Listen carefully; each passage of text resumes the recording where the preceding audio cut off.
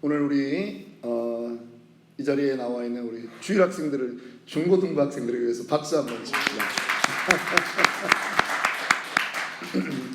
네, 오늘은 우리 특별 새벽 기도의 16번째 시간입니다.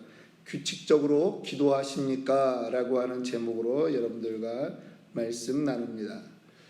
오늘 사도행전 10장의 내용은 베드로를 통해서 고넬료라고 하는 이탈리아 군대 장관이 예수 그리스도를 영접하는 그러한 역사적인 사건을 기록하고 있습니다. 왜 이것이 역사적인 사건이냐? 그동안 그리스도의 복음이 유대인들 안에만 갇혀 있었습니다. 그런데 하나님이 원하시는 것은 이 복음이 예루살렘과 온 유다와 사마리아와 땅끝까지 이르러 복음이 전파되는 것이고 우리 예수 믿는 사람이 그 증인으로 사는 것이 하나님이 원하시는 것인데, 그동안은 예루살렘과 온 유다와 사마리아까지 이 정도 범위에 멈춰 있었다라고 하는 것입니다. 그런데 유대인들의 관습은 이방인들과 밥도 함께 먹지 않습니다. 이방인들의 집에 들어가지 않습니다. 부정하다라고 생각했습니다. 그런데 오늘 하나님께서 베드로에게, 유대인인 베드로에게 하나님이 특별한 사인을 주심으로 인해서 이 이방인들에게도 복음이 전파되는 그러한 일들이 새롭게 시작되게 된 것입니다. 그래서 사도행전 이 10장은 대단히 의미 있는 장이다라고 하는 것입니다. 그런데 이 일들이 어떠한 일들을 통해서 일어나느냐, 어떠한 계기가 있느냐, 그냥 하나님께서 베드로야 너 고넬료라고 하는 사람 집에 가라 이렇게 한 것이 아니라 그러한 사인을 베드로가 기도할 때 사인을 주셨다라고 하는 것입니다. 베드로가 제6시에 기도하다가 환상을 보았습니다. 근데 이날 또 가이사라에서 기도하던 고넬료도 환상을 보았습니다. 고넬료는 제9시에 기도했습니다. 여러분, 우리는 또 다른 구절에서 우리는 베드로와 요한을 통해서 일어났던 그러한 일들을 봅니다. 성전 미문에서 걷지 못하던 사람이 있었습니다. 그런데 베드로와 요한이 제9시 기도 시간에 성전에 올라갈 때 그를 보고 은과 금은 내게 없지만 나사렛 예수의 이름으로 명하노니 일어나 걸으라 하고 손을 뻗쳐서 그를 잡아 일으킬 때 그 다리에 힘이 들어가고 한평생 걷지 못했던 안진뱅이가 일어나는 일들을 보게 된 것입니다. 성경은 기도의 시간에 역사가 일어났다라고 하는 것을 증거하고 있는 것입니다. 성경은 기도하는 사람을 통해서 놀라운 일들이 일어났다라고 하는 것을 말하고 있는 것입니다. 기도는요, 막연한 생각이 아닙니다. 기도는 막연한 이렇게 생각하면 되겠지라고 하는 것이 아닙니다. 믿지 않는 사람들은 우상에게 가서 빌지요. 나무에게 가서 빌기도 하고 바위 앞에 가서 빌기도 하고 그런 우상 앞에 빕니다마는 우리는 빌지 않습니다. 우리는 하나님께 구하는 것입니다. 간구하는 것입니다. 하나님과 소통하는 것입니다. 대화하는 것이죠. 그것을 우리는 기도라고 말하는 것입니다. 기도는요, 구체적인 시간을 가지고 기도할 때 그것이 우리에게 습관이 되고 우리에게 파워가 되는 것입니다. 기도하는 사람들은 대부분 여기서 대부분이라고 하는 것은 99% 이상을 얘기를 하는 것입니다. 기도하는 사람들은 규칙적으로 기도했습니다. E.M. 바운드라고 하는 분은 매일 새벽 4시에 일어나서 3시간 기도하는 게 이분의 습관이었습니다. 그는 하나님이 하실 수 있는 모든 일을 이루는 통로는 바로 기도다라고 하는 사실을 알고 있었기 때문에 그는 매일 새벽 4시에 일어나서 3시간 기도하는 것을 자기 인생의 스타일로 삼았습니다. 마틴 루터, 종교개혁의 마틴 루터는 내가 새벽에 3시간 기도하지 않으면 그날은 마귀에게 지는 날이다 라고 이야기했을 정도입니다. 요한 웨슬레, 존 낙스 모두 새벽 4시에 일어나서 기도하며 인생을 하나님께 바쳤던 사람들인 것입니다. 제가 미국에 와서 한 가지 자부심을 갖는 게 있는데, 한국 교회는 새벽 기도가 있다라고 하는 것이 저에게는 이 한인으로서, 한국 사람으로서 자부심이 되는 거예요. 그런데요, 그런 줄로만 알았는데 골든게이트 신학교에 갔더니 우리 딘이, 학장이, 제가 신학교 다닐 때 우리 학교에서 아침 7시에 문 열면 제가 7시에 10분에 학교 들어가던 사람이거든요. 집에서 별로 할 일이 없어가지고 일찍 제가 이제 모교회 새벽 예배 갔다가 바로 그냥 아침 햄버거 하나 먹고 아침 계란 후라이 하나 먹고 그렇게 이제 신학교 가서 도서관에 앉아 있는 사람인데, 항상 우리 그 학교 학장은 6시 전에 나와가지고 경건의 생활을 하는 거예요. 기도 생활을 하는 백인인데, 그러니까 미국 사람이 새벽 예배 안 한다라고 하는 거는요, 미국 교회가 안 할 뿐이지 경건한 미국인들이 안 하는 게 아니라는 거예요. 그들은 나름의 그 규칙을 다 가지고 있는 거예요. 이게 무서운 파워라고 하는 거죠. 자, 그러면 규칙적인 기도는 우리의 생활에 어떠한 우리 신앙에 어떠한 유익을 주느냐? 첫 번째, 규칙적인 기도는 믿음을 키우는 것입니다. 우리 다 같이 한번 따라합니다. 규칙적인 기도는 죄송합니다. 새벽이라 아직 정신이 제가 맑지 않습니다. 믿음을 키우는 것입니다. 미움을 키우는 건 큰일 나죠. 규칙적인 기도를 하는데 미움이 자라나면 큰일 납니다. 다니엘서 6장 10절을 제가 여러분들께 읽어드립니다. 다니엘이 이 조서에 도장이 찍힌 것을 알고도 자기 집에 돌아가서는 윗방에 올라가 예루살렘으로 향한 창문을 열고 전에 하던 대로 하루에 3번씩 무릎을 꿇고 기도하여 그의 하나님께 감사하였더라. 다니엘은요, 이미 왕이 아닌 사람에게 기도하면 그는 잡혀 죽는다, 사자굴에 들어간다라고 하는 걸 알면서도 그는 하루에 3번씩 예루살렘 쪽으로 창문을 열었다라고 하는 뜻은 무엇입니까? 자기는 이거를 숨겨서 하지 않았다라고 하는 거죠. 공개적으로 하는 거예요. 그리고 무릎을 꿇고 기도하며 하나님께 감사했습니다. 늘 규칙적으로 이렇게 기도했다라고 하는 거죠. 기도는요, 응급조치가 아니에요. 기도는 어려운 일을 당했으니까 갑자기 내가 달려갈 데가 교회밖에 없구나. 물론 그렇게라도 나와야 돼요. 그렇게라도 나오셔야 돼요. 그런데 그것이 아니라 평소에 정기적으로, 규칙적으로 계속 기도함으로 우리의 영적인 그 믿음을 키우는 일이라고 하는 것입니다. 믿으십니까? 제가 늘 새벽마다 얘기합니다. 이 시험 문제를 애들이 같은 문제를 보지만 100점 맞는 애가 있고 빵점 맞는 애가 있는 거예요. 무엇이 달라서 그래요? 실력이 달라서 그래요. 어떤 사람은 시험을 보면 거기에 답이 보이는 거예요. 이게 영적인 실력이에요. 문제가 생기기 전에 우리는 기도로 믿음을 키워 놓아야 하는 것입니다. 문제가 기도하는 사람에게 없다, 이렇게 말하지 않습니다. 문제는 누구에게나 발생합니다. 이 땅을 살아가는 우리에게 믿음이 좋은 사람도 믿음이 약한 사람도,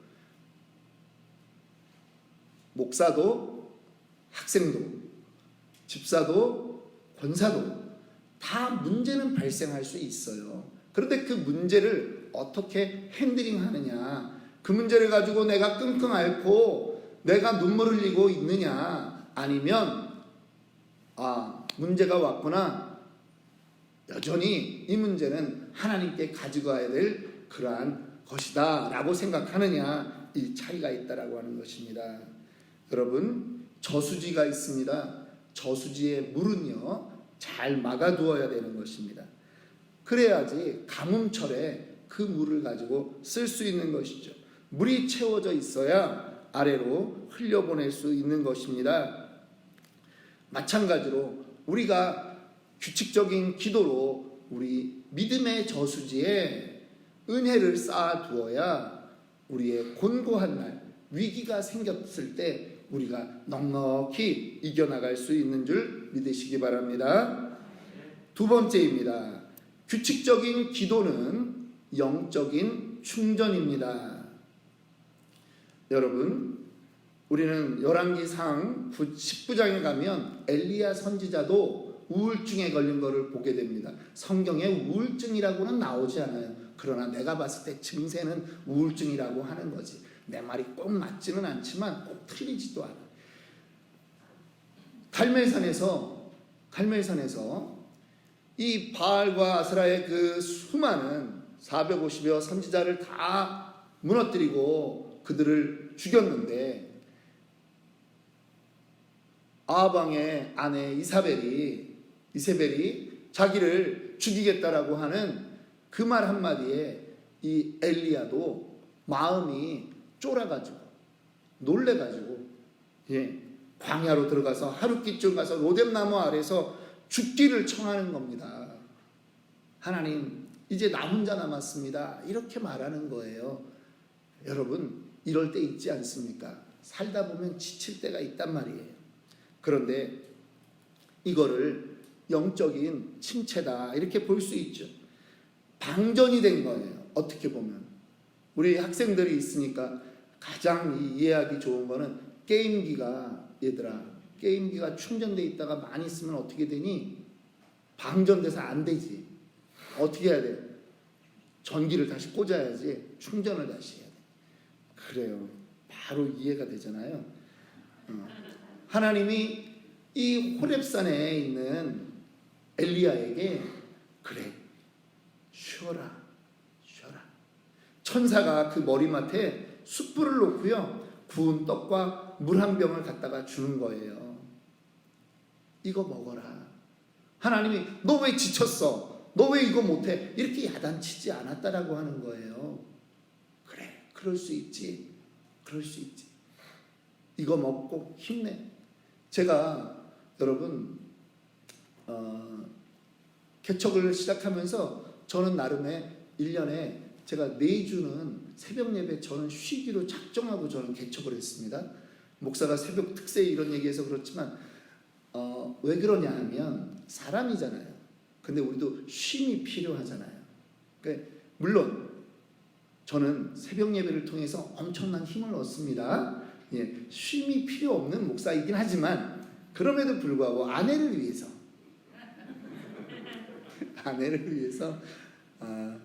좀 호텔 한 군데 잡아놓고 결혼 기념일 때는 한 이틀 가서 그렇게 쉴 수 있다라고 하는 거죠. 좀 쉬어야 돼요. 그래서 제가 우리 사역자들에게도 말합니다. 휴가 1년에 물론 공식적인으로는 한 번 주지만 또 자녀와 특별히 또 혹은 뭐 가족과 어디 가야 된다, 쉬어라. 괜찮다. 또 우리 뭐 사역자들도 전부 다 직장 일들을 하기 때문에요. 형편이 되면 직장에서도 빠질 수 있고 그러면 쉬어라. 가서 가족들하고 주일 껴서 가서 좀 쉬고 그리고 충전해서 다음 주에 또 찬양하고 봉사하고 그러면 되지. 막 방전돼서 막 힘들어요. 내가 왜 전도사가 됐는지, 내가 왜 목사가 됐는지 모르겠어. 이러면 안 된다는 거죠. 전기는요, 이 핸드폰 꼭 많이 사용해야 방전되는 게 아니에요. 가만 놔둬도요, 빠져나가요. 자동차 운행 안 하고 계속 놔둬보세요. 한 2주 만에 한번 운행하려고 여행 갔다 와가지고 혹은 한국 갔다 와서 딱 하려고 하면 드르륵 하고 안 되는 거예요. 여러분, 영적인 에너지도 시간이 지나면 우리도 모르게 방전이 된다라고 하는 것입니다. 그리스도인들은 규칙적인 기도 생활로 영적인 충전을 해야 되는 것입니다. 세 번째입니다. 규칙적인 기도는요, 영적인 갈망을 발달시킵니다. 우리 어린 친구들은 잘 모르지만, 얘들아 혹시 너희 펌프 봤니? 수돗물 나오는 거 펌프 봤어? 그래, 보내들이 있네요. 요즘은 집에서 전부 다 수도꼭지 돌리면 집까지 수도관이 되어 있으니까 집에서 물이 나오지만, 옛날에 우리 자랄 때는 그러지 않았어요. 그냥 동네에, 물론 우물 시대는 좀 지났어요. 우물은 더 옛날이고 이제 펌프들이 있어요. 그러면 펌프에다가 마중물이라고 바가지로 물 한 바가지를 집어넣고 이걸 막 펌프질을 하면요, 이 고무바킹에서 뻑뻑하는 소리가 나요. 꺽꺽 그러면서 물이 따라 올라오는 거예요.